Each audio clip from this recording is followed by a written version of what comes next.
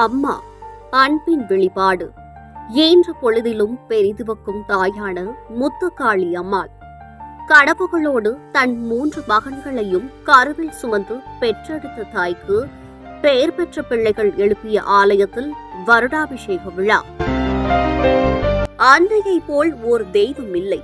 அன்னையை விட எந்த தெய்வமும் சிறந்ததில்லை.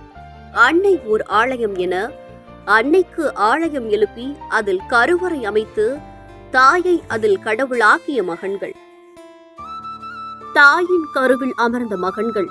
தாய்க்கு சுமார் 1 கோடி ரூபாய் மதிப்பீட்டில் ஆலயம் 5 பொன் சிலைகள் வைத்து தங்கத்தால் சங்கிலி அணிவித்து தினம் தினம் ஆலய வழிபாடு நடத்தி வரும் அதிசய கோவிலுக்கு மேலும் மேலும் பெருமை சேர்க்கும் வண்ணம் வருடாபிஷேகம் நடத்த உள்ளனர்.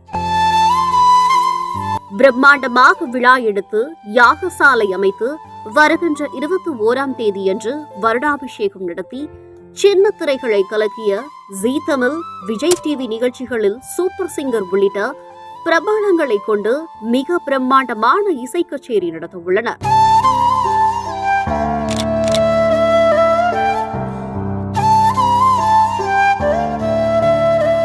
மறுநாள் 22ஆம் தேதியன்று தமிழ்நாட்டிலேயே மிக பிரம்மாண்டமான வடமாடு மஞ்சு விரட்டு போட்டி நடத்த உள்ளனர். தமிழகத்தின் புகழ்மிக்க காளைகள், புகழ்பெற்ற மாடுபிடி வீரர்களை வரவழைத்து யாரும் நினைத்திட முடியாத அளவிற்கு பரிசுகள் வழங்கி வடமாடு மஞ்சு விரட்டு போட்டி நடத்த உள்ளனர்.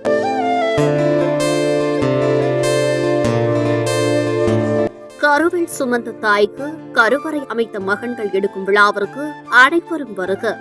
அன்னையின் அருள் பெருக.